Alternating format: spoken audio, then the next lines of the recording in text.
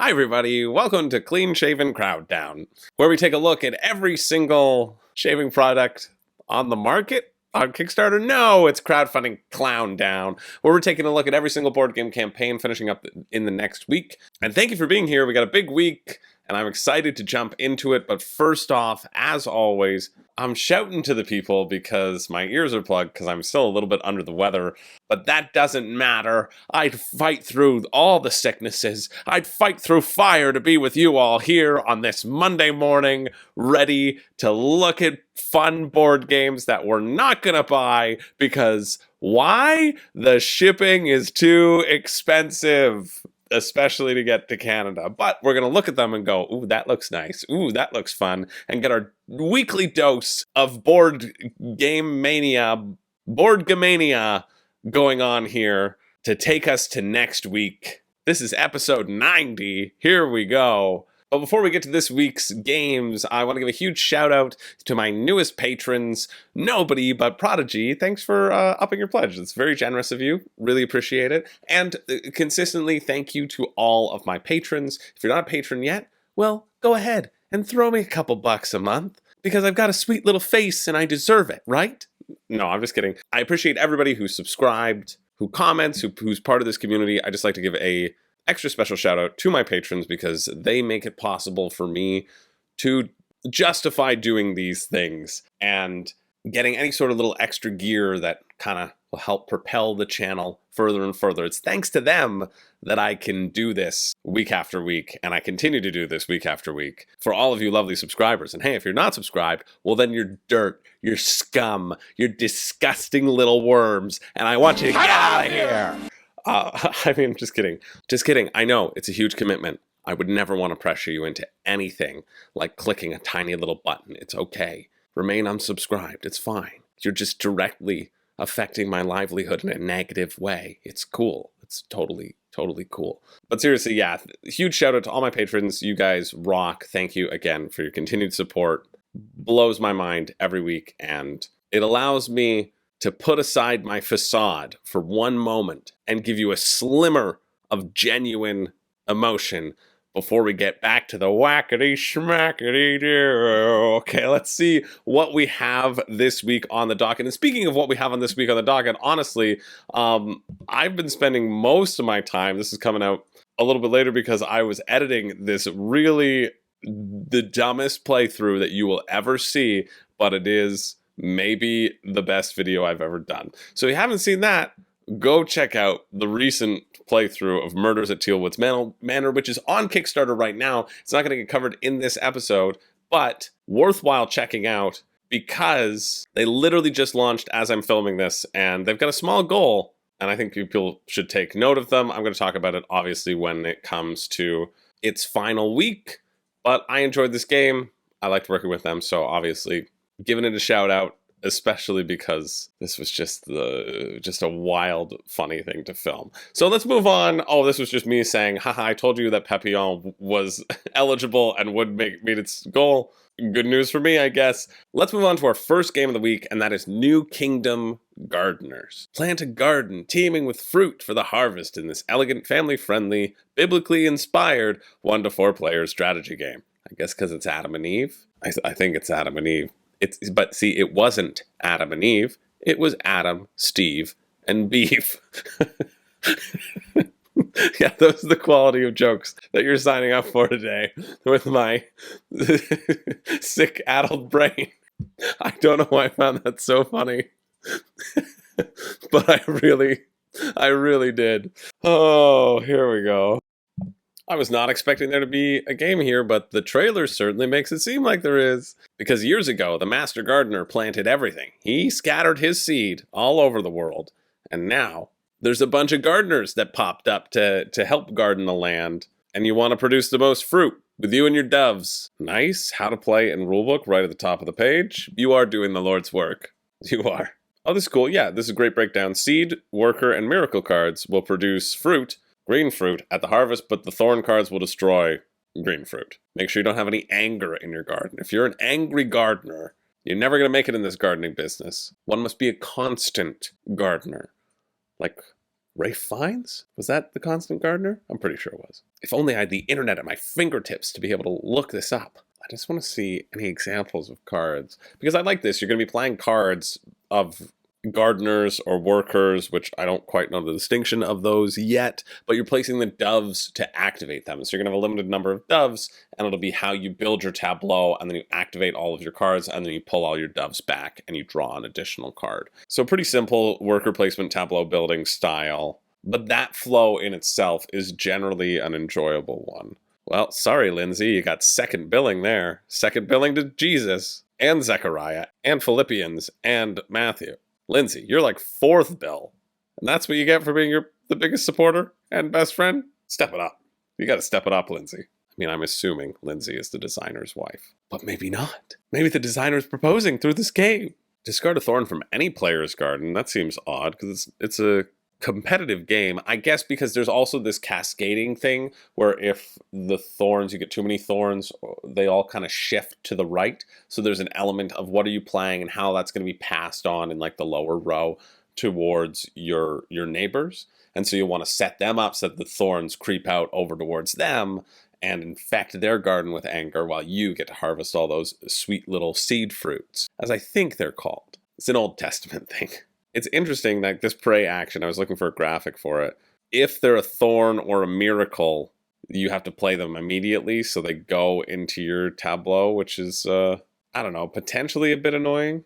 You get that kind of random push your luck. The prey action doesn't feel that good, but you're probably going to need cards, so it's going to be about managing the thorns and getting the best workers. Yeah, it seems okay. What's the price? $39 US? You know what? That feels reasonable for this game. 54 Canadian. And then shipping USA, $14. That's all right. You know what? $53 for what you're getting here seems decent. Anywhere else, probably too expensive. Canada, like, just no. It's then like almost $100 game, which this certainly isn't worth that for me. Doesn't look too bad. If this is your jam, if you like that tableau building and like activating your workers and that concept of passing things over, or if you just like spreading seed, well, maybe check this one out. That finishes Wednesday, May 17th at 2:59 a.m. Moving along just quickly, I've seen this before. It didn't fund before. It's not going to fund this time. I just think this is a really interesting idea for having counters. If you're dealing with games that have a lot of counters, I like this as a concept. I wish it were cheaper than it is. It's way too expensive for one of these. It just doesn't make any sense. But I like this as a concept for counters, and it almost makes me want to just buy a lock. You know what I mean? You could just make dials much easier than needing a huge metal lock. But that's what it reminds me of, and I just thought that was kind of interesting. It's not going to fund, but that's too bad. It's just way too expensive for what it is. But I think that the concept is really interesting and worthwhile considering. Moving along to Pioneer Rails, a network building flip and write. Esteemed designers Matthew Dunstan and Jeffrey D. Allers, a highly anticipated flip and write game set in the Old West. Cool, this one looks neat as well. I hope there's a print and play. Come on, is there a print and play version? There is a print and play version. Yes. This looks great as a print and play version. £5, $9 Canadian. Cool. Or you can get a box version for £19, $24 US. Also feels an alright price point. But this looks fun. It has that same idea that we've seen in Flip Town. That was the other Old West one where you just used a deck of cards. And the concept of having this flip and write where you use a deck of cards and you use the symbols on those cards in interesting ways is, well, wouldn't you know it, interesting. The video made me excited, but where is the rule book? We're just scrolling through garbage right now. There we go. 2/3, 3/4 down the page. So I like this as the concept, right? Here's the concept. Here's the map. I think I paused it on it's way too far up now. Yeah, you can see the map graphic right here. It's the same graphic from the video. You're going to pick a card, and the value of the card, ace, 10, whatever is used for your poker hand, and then the suit of the card is actually where your little route building happens. And that's where I think the exciting game is. That's where you're going to be specializing and moving things in and out and really reaching out and trying to access these different things. Extending the railways, as they call them.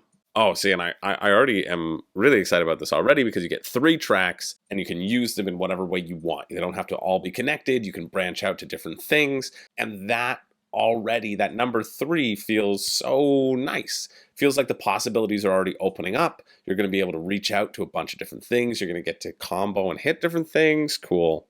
This is just a list of all the different things and what they do and how they combo with each other. I love these town benefits, the different ways that you can manipulate the map. This looks really good. Oh, and you're racing to get to the saloon symbols so you can double the points, really. This looks slick. This does look really, really slick. It looks a bit more slick than Flip Town 2, which did this, I think. I like the map aspect, right? I personally like roll and writes where there is this extra addition to it, and that's what this one feels like. 33 Canadian before shipping. Oh, they did Isle of Trains and Solar Sphere. That's what they did before. And shipping's good. £4 to the UK, $5 to the US. Shipping's really good. Well, I'm sure the box is going to be small, right? Because all you need are the maps and the deck of cards, and that's pretty much it. And the goals. I like that there are goals, too, to vary it up. 18 to Canada. Horrible for me. That puts it above that bar. But if you're in the US, you get this for like $29 to your door. Honestly, if you like roll and writes, this is definitely a consideration. That's exciting. That's an exciting way to start off the week. I love when things kind of pump me up like this. If you're interested in that, check it out. That's Wednesday, May 17th at 6:59 p.m.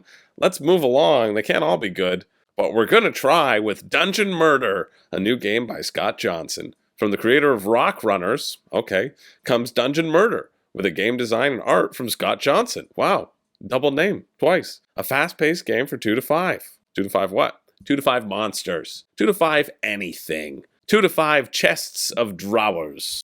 2 to 5 mimic boxes. That's what it is. That's the one. I don't think I'm that interested in this one, but let's see if there's a rulebook. There's no rulebook. Why would I be interested in it if there's nothing that I can read about? Is it because it's so simplistic? Players charge each other for dungeon rent, play out an action. You play a card, you do a thing. It feels very Munchkin-like. That's what it feels like.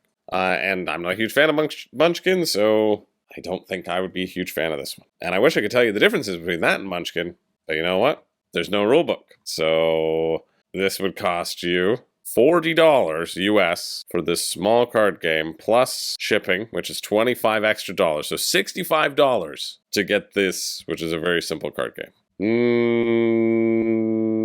No. But hey, check it out. If you want a game where you can, everything is worth gold, and you can get a lot of cards that give you gold, the creator promises you that you'll be laughing like a maniac after your first play. I haven't played it, but I do love laughter, so potential there. Let's move on. If you're interested in that, that finishes Wednesday, May 17th at 7 p.m. Moving along to Herdvana, the card game. A card game for all. Stack, steal, and secure your herds on your way to achieving Herdvana. Some luck, some strategy, and tons of fun. Well, you know what? I like fun. Let's check it out. Tangent time. And this isn't shade to this video. I mean, it's a minute and a half of them saying, you know what? We were playing games and we thought we could design a game. And so we got those materials, and we rolled up our sleeves, and we did it. We designed that game. And I think that's cool. I mean, the best part in there is I'm actually very touched when they said, you know what, we're brothers-in-law, and it's brought us closer together working on a project. I think working on a project together is lovely, and I love that this happened for this design team. I just, I don't know why. I don't know why we got to hear about it. Maybe it's a personal touch. See, I try to just leave emotion out of pretty much my entire existence, because I saw a Vulcan once, and well, that was the same day that my dad said he was going out for milk and never came back. And then the Vulcans convinced me that I didn't need milk. I needed stardust. I don't know, what do Vulcans drink? How are they raised? I should know this. It's just I see so many videos where people tell the same story, and it confuses me why that's a marketing tactic. And not just like getting us really excited about your game, the actual thing. It's because people like to buy a story, I guess. I don't know. I'm probably cutting this whole part. Let's see the game.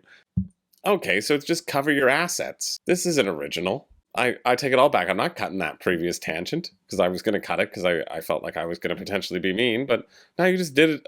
You did a thing that people already did, basically, okay, it's a little bit different, but I already know, I mean, good video, I already know that you have cards, and you're playing matching cards, and if somebody's playing a matching card on you, you can play a matching card back to keep it and not get your stuff stolen. It's the exact same thing as this little game called Cover Your Assets that I played in Niagara, and it was fun enough. You're just kind of like a lightweight thing of holding on, and do I keep the things in my hands or not? I think Cover Your Assets actually is better because you just have one stack, and so it creates more of a flow and more of a sense of, oh, I missed that thing that I wanted to get. You want to get the most points, get all your cards. I mean, there's a video, no rule book. That's all we really need to know. $25, sure. I wish it was 20. I mean, I wish it was 15. You know what was 15? Broken and Beautiful. That was a card game. I mean, yeah, like seems like a fine enough card game. $25. Where's the shipping? Shipping's 13, so it's like $38 for this little card game that doesn't really do too much different than a lot of card games out there. But hey, if you're interested, check it out. Sure, that finishes Thursday, May 18th at 2:59 a.m. Moving along to not a board game, but a board game adjudicant. That is the Gwen gaming table by GeeknSon. Gwen table has all you need. Save up to 824 pounds. Thanks to unlocked stretch goals. Wow, everybody gets a USB-powered 360 LED lights. You get USB-powered 360 LED lights. Renee, you get 360 LED lights. They're everywhere. GeeknSon, I mean, I heard it's a good company. They reached out to me for affiliate marketing at one point, and I had it up at one point, and then I thought, you know what, this is stupid, because I don't want to give them a free link in every one of my video descriptions on the off chance that somebody will click on it. But if you're going to go buy some from GeeknSons, let me know, because I think it's still set up, and I think I get like 10% or something ridiculously high of a commission if someone were to buy a board gaming table from them. Not that I want you to. I don't think you should. I think they're probably the most expensive in the business, and I'd save my shilling of tables for Game Theory Tables, who does work with World Series of Board Gaming. But, you know, let's check out and see what's different with this table other than the LED lights. I guarantee you 824 pounds of savings is not a real thing, because I guarantee you those savings are silly and you wouldn't have wanted them anyway, or they're just completely make-believe. Do you have free shipping, Gwen? That's how you can get the people going. All right, enough of that. So 420 pounds it would cost to add in the LED lights with a wireless charger. You want LED lights on your table? This friggin' strip of LED lights, it cost me $30. Of course, then you'd have a little thing running out from the top, and you probably wouldn't be able to create a seal. So, wireless charger, pro modular fabric insert in the color of your choice. That's cool, inset. Free acrylic bins, rail bottle opener, rail beverage holder, cool. Acrylic card dispenser, sure. Toted wooden component holder. Total savings, why is there a range here? Are you giving these away for free? You better be. That's actually really cool, though. Somebody can talk you through the Kickstarter page. If I were feeling a bit better, and if I, was feeling a bit worse about myself and wanted to be a troll, I probably would call Michael. And I bet Michael would do very well. See, acrylic bin unlocked. That's where they get you. Cup holder free, acrylic card dispenser free. Okay. I mean, I do like that they're throwing in some free stuff. It's still like 800 pounds, 1,400 Canadian for a 4-player table. And applicable stretch goals. Like, this is one of those campaigns that, if it's not like this, I'll be very excited for GeeknSon. But I'm fairly certain it is like this, in that what's going to get you the stretch goals? Not just the base one, for sure. You're going to get, like, your choice. Let's see, FAQ. Every backer now receives a triangle counter holder for free, so they're unlocking these different things. So you get one, right? You get a taste. It's actually a really smart stretch goal, because you get one and you're like, well, if I'm getting one, I might as well get 4, right? There's 4 corners to a table. I gotta get 4. I can't just have one cup holder. But often the cup holders are not thrown in as bonuses. And the fact that they are, I mean, smart idea, everybody. Good job.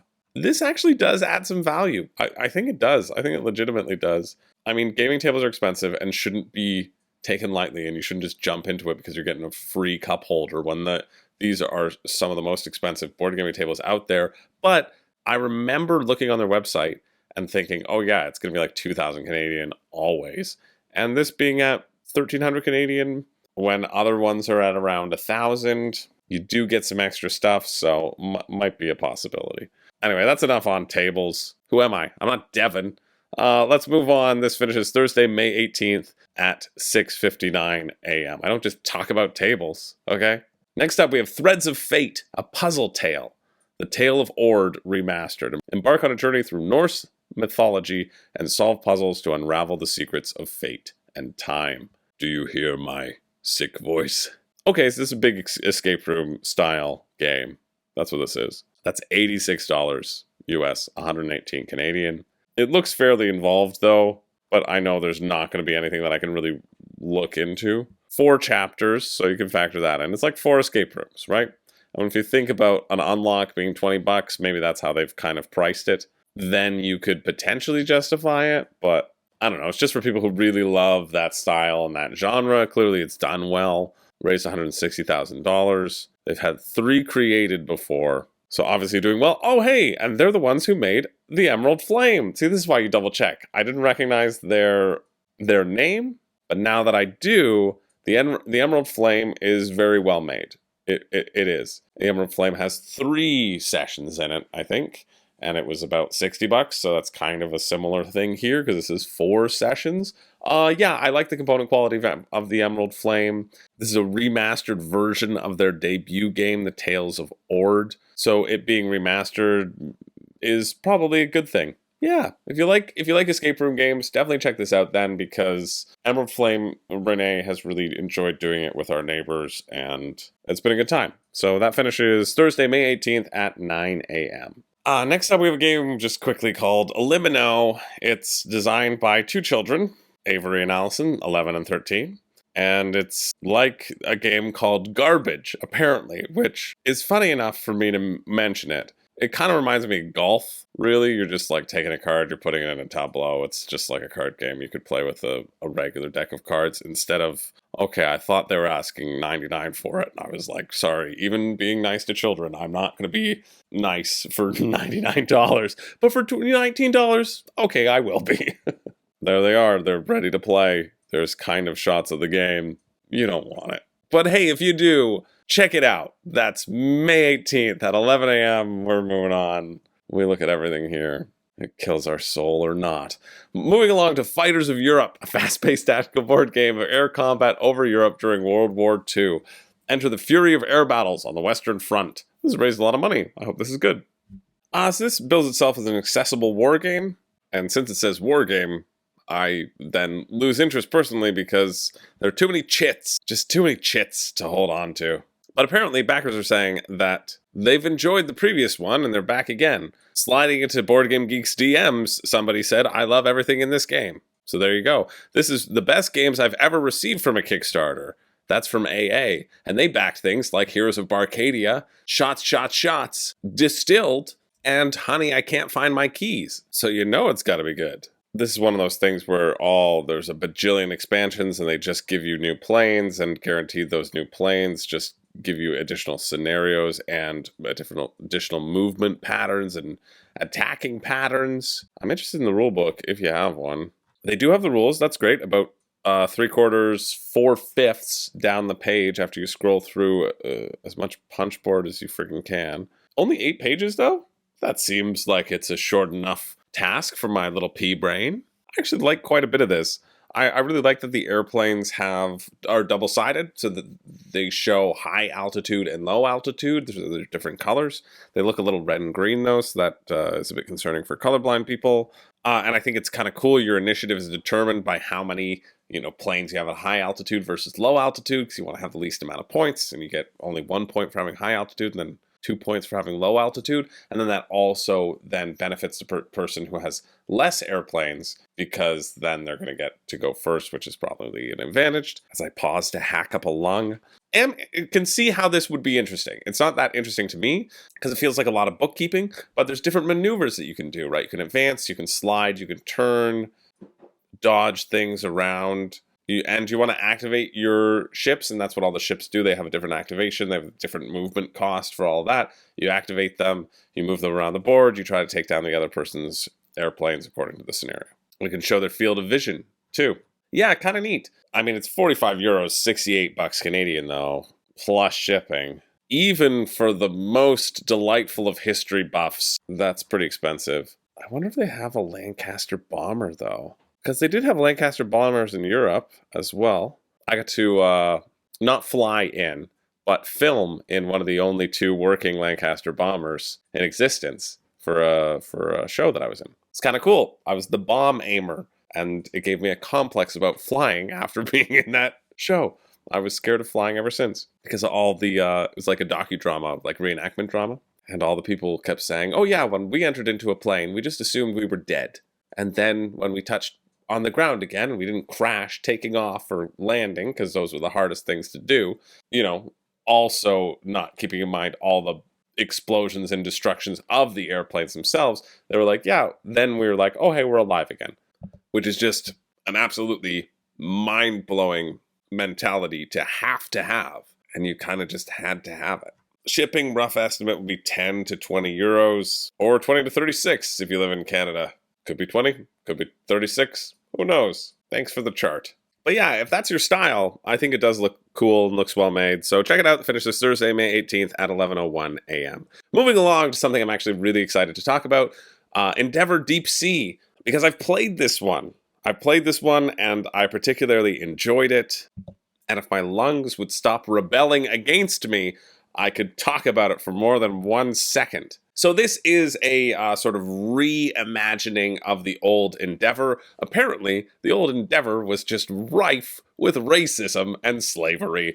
And you know what I don't necessarily like in my games? Necessarily is just a bunch of racist and slavery undertones. And so this one, they're making up for that in a perfect way about rebuilding the ocean. I mean, I've never played the original Endeavour, so I don't know how it necessarily compares between the two, but this one was really fun, and it has a modular board compared to what was a static board in the other one, so I see no reason why you should have to go to that one when this one now exists. And this is also silly, because nowhere you get in the retail version, it's probably going to be cheaper than that too, you're going to get the deluxe version if you're interested in this game, and I think actually the deluxe version feels like a nice thing. Burnt Island generally does really good quality. They've done Fall the Mountain King. They're also like KTBG. I associate them as being kind of the same company. But even the prototype of this was like a really good quality, because I played it with Alex when he was in Toronto,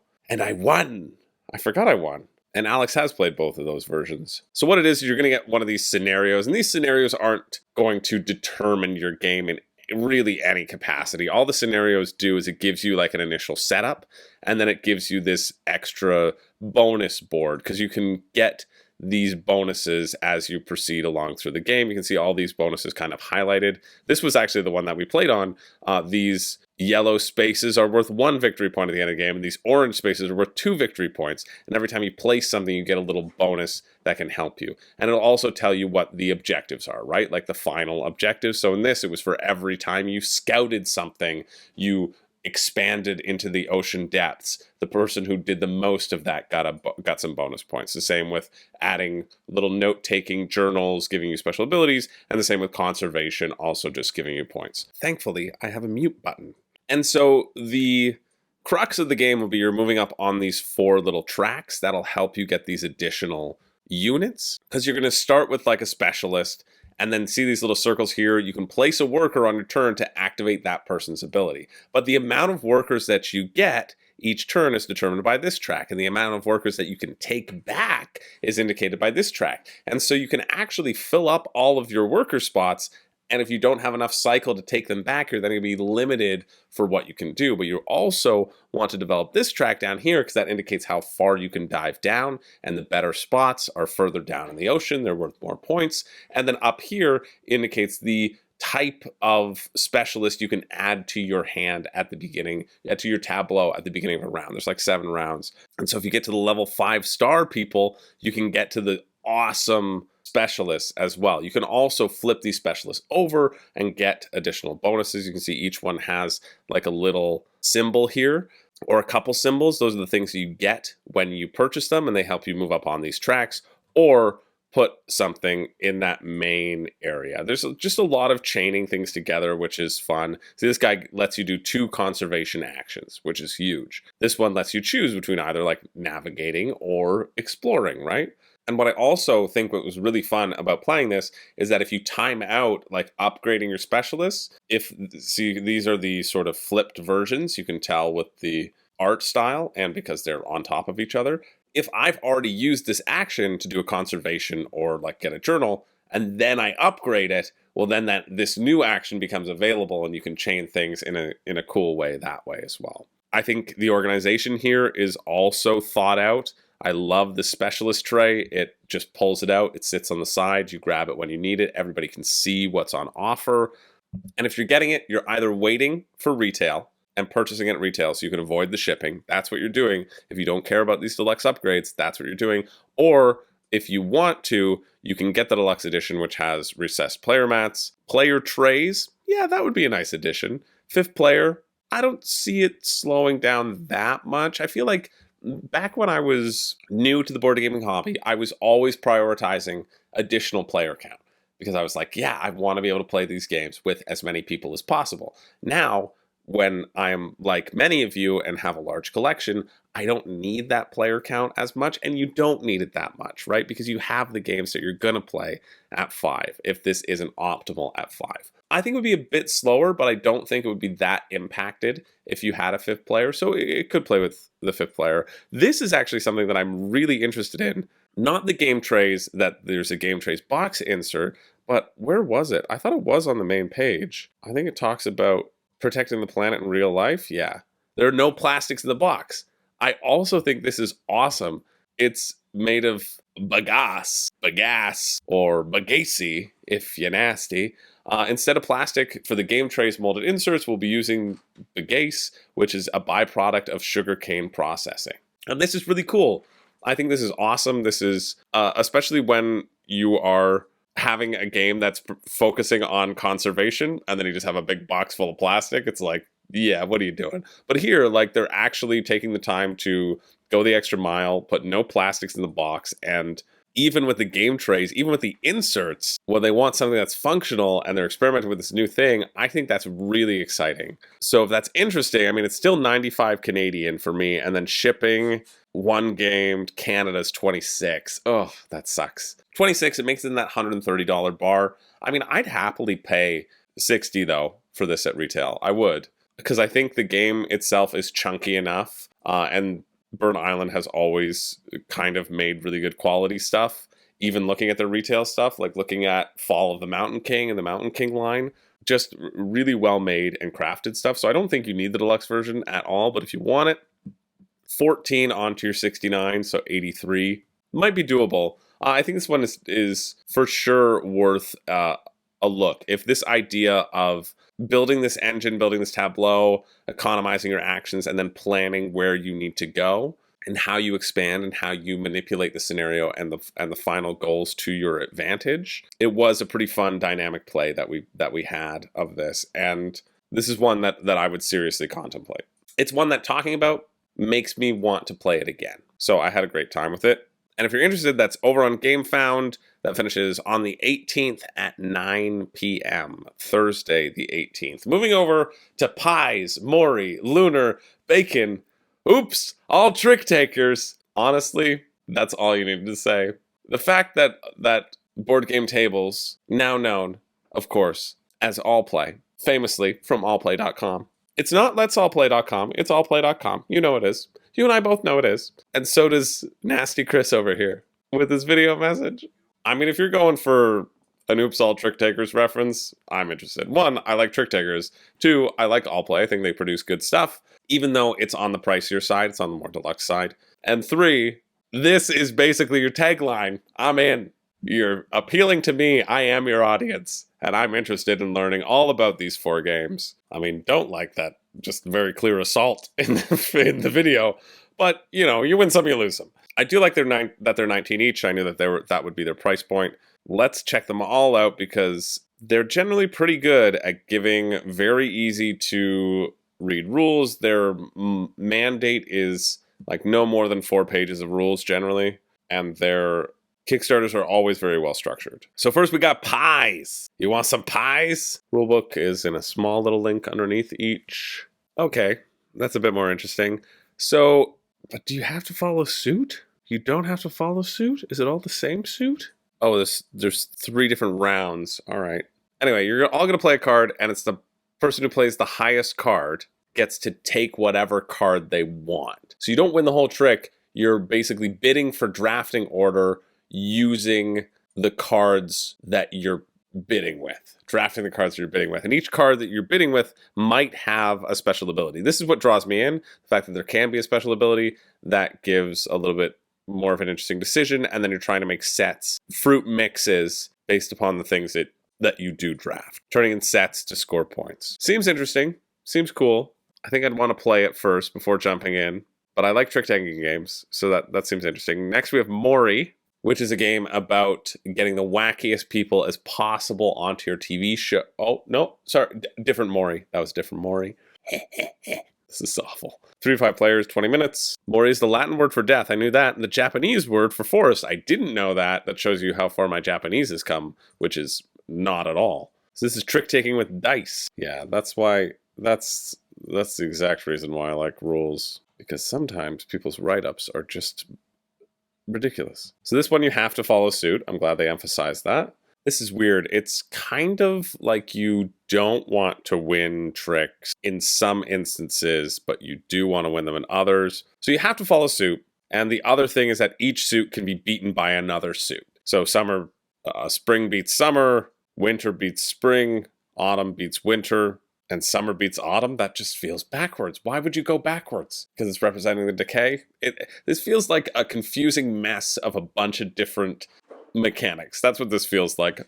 Also feels like something I would enjoy playing, but it's going to be a confusing mess as well. Then whenever you win a trick, you also get to take a dice, and you can use those dice instead of cards to lose other tricks, because then when the last dice is won, whatever cards you still are holding on to, you get to score in your own hands, and you're creating sets of stuff. In addition, you can play X's to also lose tricks, and the person with the most X's loses points, but the second most X's, well, they get points. You see how these weird points, like I see how they all work together, and I can see how that might be interesting, but it's also never one you're going to want to explain to anybody at all. It's just like mashing everything together and saying, hey, you like trick-taking, don't you? Well, now we're doing it all. Moving on along to Lunar, this artwork is gorgeous. Look at that owl. Partner game, cool. Each card contains the rank, determined by the phase of the moon, or the suit, determined by the nocturnal animal. I love the art in this. That's so good. That's so cool. So you're going to be bidding on tricks, probably. It says work together to get the optimal number of tricks. 2 teams of 2 players. You each get 6 suit cards and 6 rank cards that when you play one, your partner has to play the other. And so you're going to go back and forth. And you also have to follow suit. So I might want to lead a suit that I know one partner doesn't have a lot in. And then you have to figure out, am I going to play the card because I got a high number? But if I play the card and my partner doesn't have a suit to match it, then you're kind of scuppered. But there's also a trump suit too. So it's like you're just trying to combine cards each time as a partnership and get points. Yeah, I like that. I think pies is winning right now, but hey, we've got bacon, obviously the best for last. It's delicious, it's crispy, it's bacon. Also a fixed partnership climbing game for 4 or 6 players, cool. This is all about going out early as a team. But it can also play 3 to 5 players, whatever players out for themselves. I'm interested. I'm less interested. Let's see. Can we call this a trick-taking game? This is more of a following suit game, because you're not really winning tricks, are you? You're just trying to get out first. I don't think we can call this a trick-taking game. I think you're lying. I think it's 3 trick-taking games, and the game President. That's what you're basically playing. The game President in Partners, where you get 2 wild cards as well. Throw in a couple of jokers that everybody always gets, so you can match up to make pairs or triples or whatever.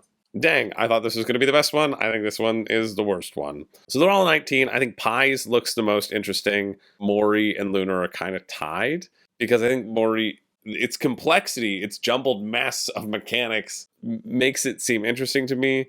Lunar, I love the art, and there's going to be a bit of fun back and forth, but I think it might get stale a bit. And then Bacon is, why would you play it? you don't need this copy. You can play it with literally a deck of cards. Because you're playing, oh, I played doubles. Hey, is anybody else going to play doubles? Like, that's the style of game that it is. They're also comparing it against Sail, 9 Lives, and Ghost of Christmas Past, or whatever that is. Ghost of Last Christmas. I Gave You My Heart. 9 Lives, I remember thinking looked cool. Sail also looked cool. I don't know. I think Pies might be on the same tier as 9 Lives and Sail. I think the rest of this offer, you should just go back and look at those, if my memory serves me. But again, it's fantastic shipping from BoardGameTables.com or Allplay. Yeah, you didn't think I was going to pull that one up, did you? I think in no world do you get the bundle, though. Sometimes there's a variance where it kind of makes sense where you may want to treat yourself to a bundle. You don't need 4 trick-taking games. You don't even play the one that you have now, which is cards, which is regular bridge. But don't tell that to this guy, or it'll give you a very poor performance of Billy Eichner, Man on the Street, which that's not how Billy Eichner does it. He gets people to sign the release forms so that they aren't a blurry face right here, which I know was probably part of the bit, but it didn't read. Anyway, that's Pies, Mori, Lunar, Bacon. Whoops. Oops, all trick takers. Well, you're wrong. Bacon isn't really a trick taker at all. It's just someone gets to lead the suit. Anyway, that finishes Thursday, May 18th at 11 p.m. Moving along, back to GameFound, to Chai Garam, a drool-worthy board game based on the chai culture of India. We still have a decent amount to go, and I haven't cut that much, so good week. As owners of Tupri in the heart of Mela, you will be challenged to serve queues filled with everyone from the most discerning tea enthusiasts to celebs to quick fix tea drinkers. The stakes are high here. It's wild, eh? From like the mental space of looking at $35, and then you look over here to Deluxe, you see Canadian 82, right? Those are 2 very different price points. All right, let's click on our how to play. Is there a rule book? Yep, that's good. You've got a bunch of really wild customers, though, who are coming up to you and are like, yeah, I would like 4 cups of milk tea, please. It's like, do you want a large? No, I would like 4 cups of milk tea. It's like, we could just, is that just for you? Do you have a party? Yes, it's just for me. You can come back. You could come back and order them one at a time. They would be hot. No, I don't think you quite understand. I would like to sit at that table over there with my 4 cups of milk tea and drink them. Thank you very much. Don't tell me my business. All right, so this seems like a fairly simple contract fulfillment style game. On your turn, you can do one of 2 main actions and then a bunch of free actions that you can do once each. You can either take ingredients or you can serve chai to customers. Those are your 2. You're either taking ingredients or you're saying, yes, I'm serving chai to these customers. The customers will be in rows or columns and you can only serve one of each. Or you can only serve them in either a row or a column specifically. And then you can use your ingredients to prepare your chai tea, because you got some saucepans out, so you got to mix them all up to be ready to fulfill their needs. And then you can fulfill their needs either in a specific way or just a general way, which is kind of what I have found is all right to do. You don't really need to specifically fulfill anybody's needs. The reward is not worth it. Just generally service people's needs without getting into the specifics. I'm sure that won't backfire on anyone in the future. There was a much better joke there that I didn't get, but somebody will. You will. Just pretend I did it. It's 90 episodes. I've given up, okay? I'm just generally fulfilling your needs at this point. I'm a hack. Kind of reminds me a little bit of Morels, if you played that little game, just because you're limited by the number of saucepans in which you can be brewing chai tea. In Morels, you're collecting mushrooms, and then you're waiting to capitalize on those sets, basically, or you're selling them. It's kind of a fun game. So it seems all right. 35 feels a bit pricey even for the base pledge. You could just get a components-only upgrade.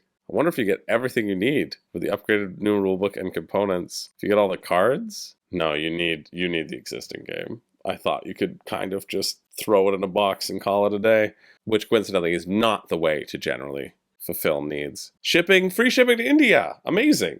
Love that. $12 to UK and generally places in Europe, 18 to US or Canada. Like, it's just not worth it. At that point, it's not worth it for a very simple sort of drafting game and contract fulfillment. But, it seems fine. It seems like one I would play, and then I probably wouldn't play again. Anyway, that finishes Thursday the 18th at 11:30 if you're interested. Moving along to something that I'm excited about that launched without too much fanfare, but is getting some fanfare from me, and that's Astro Knights Eternity. Work with a team of unlikely heroes in this standalone expansion with a new gameplay featuring Expedition Mode. I'm excited about this. I like the original Astro Knights. I used to have the prototype right on hand, but now it's in a drawer over there and I can't pull it out. But I'm still holding on to the prototype of the first Astro Knights until my regular copy gets here because I'm a big Aeon's End fan. I think Astro Knights did a great little refresh to the system, and I think people will like it more than Aeon's End in certain situations because of the rotating card market. That was the number one thing that changed. Otherwise, it's a solid co-op deck builder where you're fighting against a big boss, and I'm excited to see what Expedition Mode has in store. I think I also might be getting a prototype of some sort sent my way for this. I'm not sure. If I do, I'll let you know later on what I think of it, what the updates are, and if you should late pledge, that sort of thing. But let's take a look right now at the campaign page. Nice. 8 new heroes, 5 bosses, 4 homeworlds. All of that feels like more than the first version. Although it says new heroes, although this guy, Zach, was for sure in the first one as well. Oh, cool. Okay, so Expedition Mode is very similar to something in Aeon's End as well, naturally, because it's just Aeon's End, just reskinned with a few tweaks. Expeditions are 4-fight mini-campaigns where you encounter 4 bosses with increasing difficulty. And so you give yourself a mini-campaign, kind of like a mini-legacy, and you can add additional abilities to your person as you go through the campaign. Oh, look at that. First time for Astro Knights, but will be recognized by longtime fans of Aeon's End. Hey, I guess that's me. I didn't even read that part because I knew what it was. I love this saying tough new bosses. I found that Astro Knights, the first one, was a little bit easier than Aeon's End because there was more flexibility, there was more power. It felt less punishing because it felt more streamlined, if that makes sense. I think part of the difficulty of Aeon's End is that I often play with my friend Zach, and he has everything Aeon's End. And we just played the other night, me, Zach, Brandon, and it was so fun. I hadn't played that in a long time. It was just like a really fun playthrough. We faced this one boss who had these like pylons surrounding him, and so he could only take 1 damage at a time through regular attacks, and then you had to use your money to buy him off, basically. But the pylons would take away 1 money each, and they had 10 health each. So you wanted to like take out the pylons with your attacking, and then switch to money. And so there were 3 of us, so one of us built like a money deck, one of us built like a spell deck, and I built like kind of an in-between. And so we got down to like the wire, but we managed to pull out a win. It was super fun. But because he has all the content, we just took 9 random cards, and it just happened that we had a couple ones in there that really kind of benefited us. But there were also a couple in there that weren't really that great for the specific monster. And I think you run into that when you get more and more expansions, right? Because I feel a lot of expansions are kind of tailored towards the villains and the new abilities and kind of counteracting in that sense. And if you just have everything and you mash it all together, then you no longer have that synergy. Rulebook's right here, near the top of the page. Beautiful.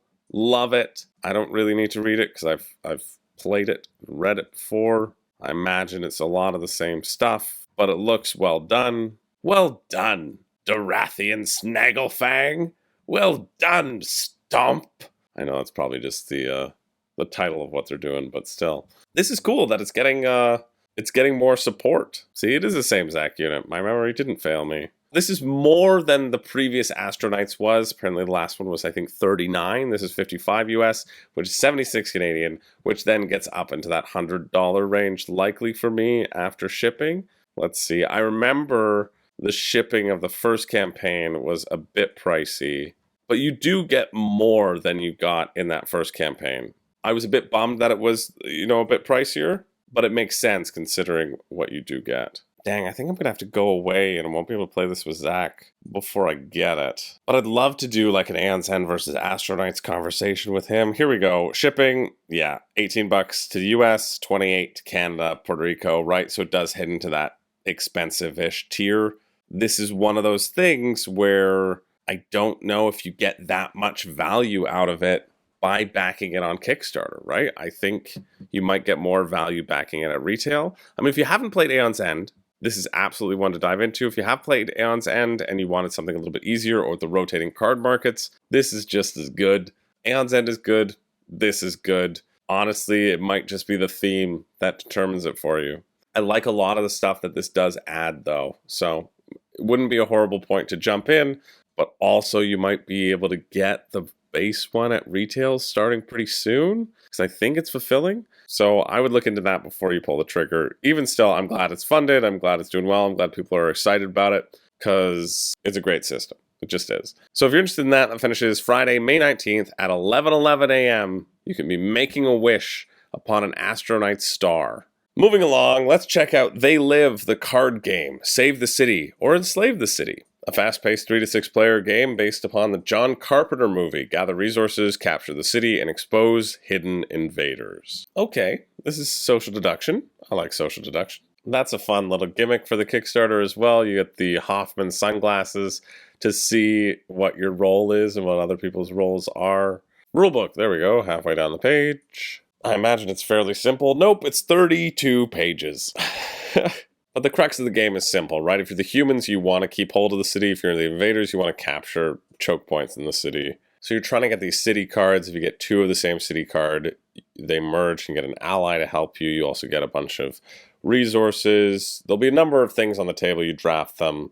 You take them, you can attack other players. And if you kill another player, you also get all of their cards as well, rather than their cards being discarded.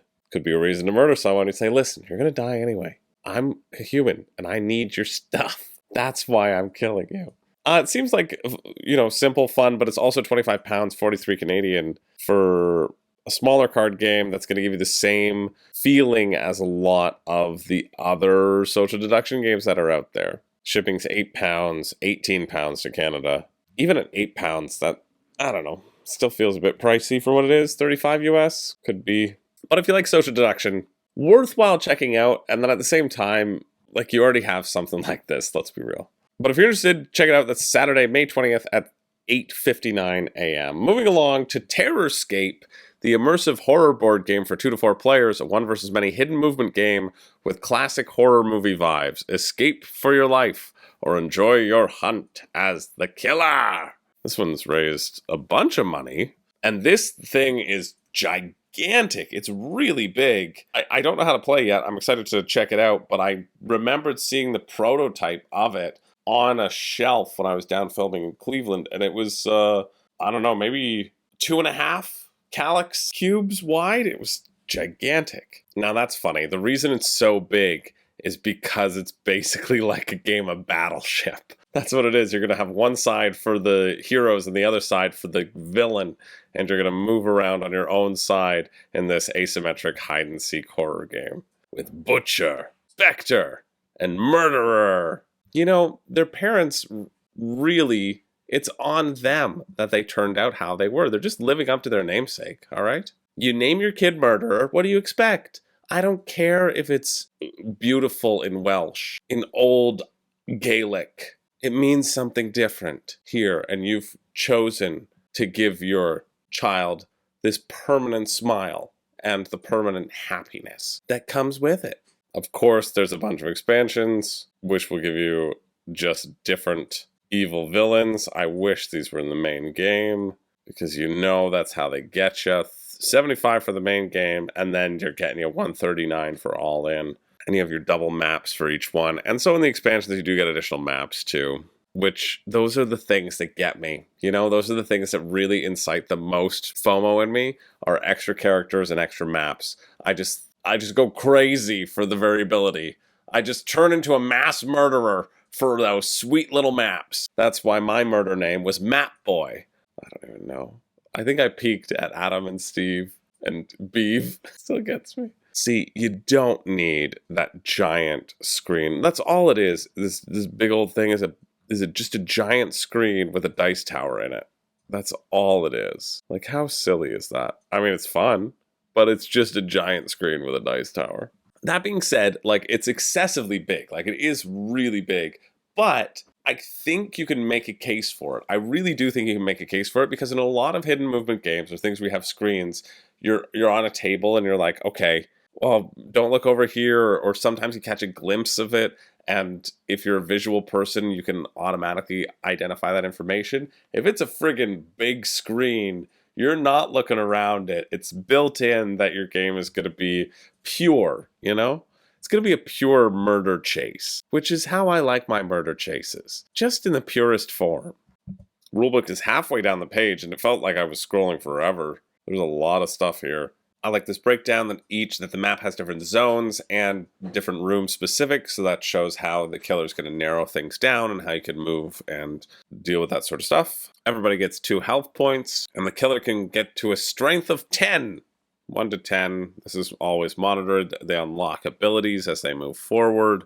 I don't know when I was muted for this. Shipping's $19. Maybe I was muted talking about the survivors. Survivor actions are fairly basic. It's move, it's search, it's use your items, it's try to repair rooms, it's get to the exit. Killer actions are determined by their little special deck of stuff that they can do, or they can do basic actions like move, search. Combat is done with dice rolls, mitigated by cards, or amplified by card play with an attack and a defense stat. And the shipping's $19, like I said. If that interests you, I mean, I get why people are interested in it. I'm not personally interested in it at this price point. I think the cat and mouse game would be fun, and the table presence of it does probably increase people's desire to play it. But for me, and I just did a table talk about table space, if you want to go and share your thoughts on that video, that would be great, because then I can do a follow-up on it. It just seems like too much. It just seems excessive for excessive's sake, right? I think you could have gotten a cheaper game that did a similar thing for a smaller price, and at the same point, I get it, because you're actually like protecting yourself with a screen. So I don't know. That's my quick recap thoughts on that, because I just was talking to a muted microphone because I was coughing up a lung and sucking down a halls. But if you're interested in that, check that out. That finishes Sunday, May 21st at 12 a.m., which is Saturday night. Moving along to The Hunters AD 1492. Cooperative board game for 1 to 4 players. Become a hunter and face enemies in a Renaissance post-apocalyptic world. Let's check this one out. Jeez, that was an unclear, annoying video. But that's why we read the rulebooks. And there is a little tab for the rulebook, so way to go, Hunters. I can just jump to it right now. That's what I love to see. Oh, and I love this. Introductory guide. That's what you want to read as well for this another big campaign game. Describes the basic rules and the beginning of the narrative plot. The second booklet describes all the game rules in detail. Yes. Lovely. That makes sense. That's a good structure. What else you got for me? It has a solo mode, but you're dual-wielding heroes. I do like this. This kind of reminds me a bit of Iridia. That's huge praise because I'm still very excited for Iridia, even though I have too many campaign games. But I like that there are slots for your stuff. I like a good slot. I've often been referred to as a slot, but that was a different situation. Oh, I do like that aspect of it too. I hope this is a consistent thing. Each hero chooses any 5 action cards from their 20 available ones and takes them into your hand, and then you shuffle the rest. So you have that control over that initial starting hand of actions that you can take when you're moving forward. That seems exciting and interesting. Gives you that choice, lets you feel powerful, right? Could slow the game down as you figure things out, but I like the choice that you get there. You can move, you can leap, like Barbarian Leap with a sword attack. You can have a melee attack, and a ranged attack, and a magic attack, and a healing attack, and an interact. Another action available is to hide. Very simple AI system. They perform 1 action on their turn, the monsters, and you go through your quests. This is setting you up to fight the wolves. That's the first introductory quest, just to get you used with combat. And then it goes through like a little traveling system with road cards that give you decisions, kind of like Gloomhaven style. Seems like it's taking things from a lot of other good games and adding it to its own self. This is also an interesting pitch where you can upgrade your wagon and build new equipment. So basically you're leveling up your forge, you're leveling up your crafting abilities as you go through. And of course you can raise your stats on your hero, but that's kind of standard at this point for campaigns. I do like how this is done. This feels slick in terms of how you can clip these on. That's kind of cool. But most of it is going to be focused around these tactics. And the tactics, kind of action card driven. And the core box shipping? I'm sorry. Canada has the lowest shipping? How is this possible? Canada Post economic package. Sea transport. It's because you're just shipping it on the sea and there's probably no tracking. Who cares? oh, there's US and Canada 25, or you can get the cheaper one where you don't get tracking. Yeah, don't give me tracking. It'll show up, right? And if it doesn't, well, I probably have too many things on the way that I'll even forget that it's coming. So win-win, right? Delivers June 2024, and there's only one pledge level. It's 117 euro, which is 175 Canadian. Like 120, what's that in US? 125? Pretty close, right? 130 right now, US. So for me, this is a $200 game, right? I don't know. I mean, I was really enjoying the action card decision making. I like the art. Looks interesting. The minis look fine. They've done a previous Hunters style thing before. Now they're just going back in time. I just don't know if in this day and age, with all the campaign games that are out there, if this one stands out enough to warrant that $200 price point, which is what it's going to be after the shipping, right? And conversion for me in Canada.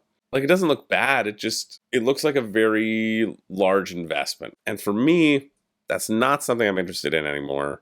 I'm not interested in campaign games anymore. They're really going down the charts because of the significant time investment that they take, and they take me away from all of my other games and the other puzzles that I like exploring. But hey, if you want another campaign game, check this out. Looks well made, and that finishes on the 21st, also Sunday at 3 p.m. We got two more, a very quick one right here. Flip Freighters, a print and play flip and fill game. So only 100 players. Can't play 101, eh? Dang. See, I'm always looking for a game that can play 101 players because I have a very specific friend group. And we get together very often. You know, we took down this horrendous fashion mogul that really brought us together. And there's 101 of us. Well, 102, including me. And when games, they limit us at 100 players, we just feel like we can't ever get together. And it's tough because we all love hanging out together. We do. Me and the 101 furry fuzzy friends. But I guess we'll still take a look. Very simple concept. You flip over 3 cards. You either put those cards on your trucks and they represent goods, or you create routes and that'll help you sell those goods. There's a free version too. Look at that. Free version, Kickstarter version with the zhuzhed up graphics. You can try it for free on Board Game Geek if you like print and plays. Great. This is also $3 as a print and play. Most try to go for that $4 and $5, so they're still giving you a deal. $5 Canadian. Very simple. 2 decks of cards is what you need. But you have to remove all 7 to kings. So only 1 to 6. 1 to 6s. You need 8 of each. Skip rulebook. I don't want to skip the rulebook. Where's the rulebook? Where's the rulebook? Oh, that's the rulebook. Doesn't matter. We know how to play. We know what it's all about. If you like print and plays, and that sounds exciting to you, check it out. That finishes Tuesday, May 23rd at 7:41 a.m. Hey, we finally cut one. We cut the one that was going to go before this. So we've arrived at our last campaign of the week. It's not a board game as well. This is a board game alimony. This is a board game Mosaic calendar. And I actually have a board game Mosaic calendar for 20. Come on, get off. It's up there. You can kind of see it. The board game calendar for 2023. This is a board game calendar for 2024. It's by Katja Howitson. She's created these in the past before. She makes these cool mosaics using board game pieces. And the art's quite fun. All right, I'll get it. Because May's kind of nice. See, this is the Kabuto Sumo one. In the past, she's had them sponsored by publishers. This is from Smirk and Dagger. Kind of cool. Not sure. Let's go back to January. The Flamecraft. Yeah, that one's kind of nice. I didn't really see January because there were some shipping issues that it arrived a little bit late, but like, who cares? And it's something that I am really glad that I got, and it's also something that I don't know if I would get again. It just depends if you need a calendar, right? I don't really use a written calendar. I've been using a calendar to plan content and really trying to schedule things more and more, but I just use a digital one because I don't like erasing it. And I thought I would really use that, but I don't. But it's also nice that there's like a little list on the side that you can say the games that you've played this month, which I also just, I use a board game stats app for that. Hi, buddy. Oh, you want to come for a cuddle? Yeah, is that nice? Right near the end of the video. Oh my good boy, there he is. Come on, have a seat. Artie's coming in for a cuddle. But it's a nice production, and it's $24 Canadian. Really well done production quality. If you like calendars, it's a cool, geeky thing to have on your shelf. Oh, and here are the stuff. You can see.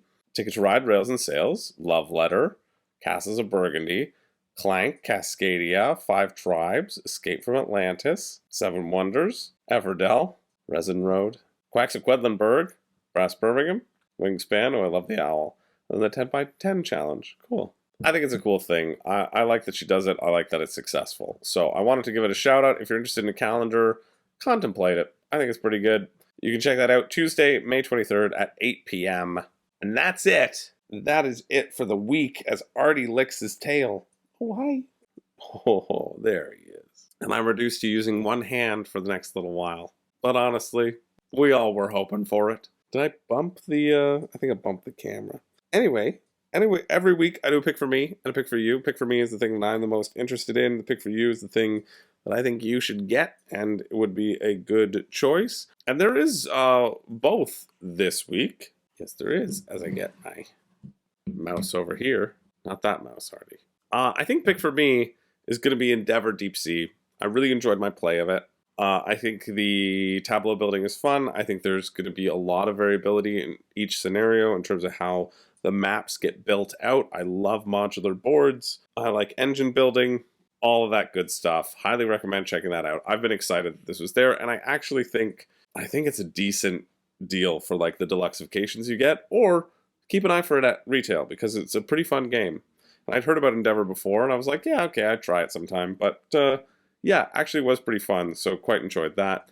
And then my pick for you, it's not Astro Knights, although it does get a shout out because I think Astro Knights is more of a retail purchase. Astro Knights is a great game, just I think it's a retail purchase. The one that really surprised me is this, and it is the pick for you, Pioneer Rails, a network building flippin' right. Yeah, just got a few more backers, good job. This finishes Wednesday, so, but like good price point. I think this looks really, really fun with how you're going to build the routes, the decisions that you're going to be making with the suits versus what cards you want to get for the poker hand. I mean, it's all going to be about the suits, let's be real. It's going to be mostly the suits. But if you can get those big poker hands and get those points, that feels like it might be pretty decent. The pick for Artie is for me to go to the washroom 10 minutes ago before he sat on my lap. But yeah, that's it for the week. Thanks for sticking with me. Sorry if my voice was a bit tired. I've been just getting over a bit of a sickness. Not COVID this time though, so that's pretty good. Just been doing lots of stuff. Yes, I have. I haven't had time to sit and just chill with my buddy. So now he's forced it upon me right as I'm about to finish this and be able to do more work. Anyway, let me know what you're backing, what you're interested in, if I missed anything, all that sort of stuff. I love hearing from you. But for now, I'm going to say see you later. My name's Chris George. You know I don't have a catchphrase, but I do have myself a little cuddle to get to. So I think we'll just leave it at that. Yeah, get the zoom in. Get the slow zoom in. That's how we're going to finish it. A nice slow zoom in.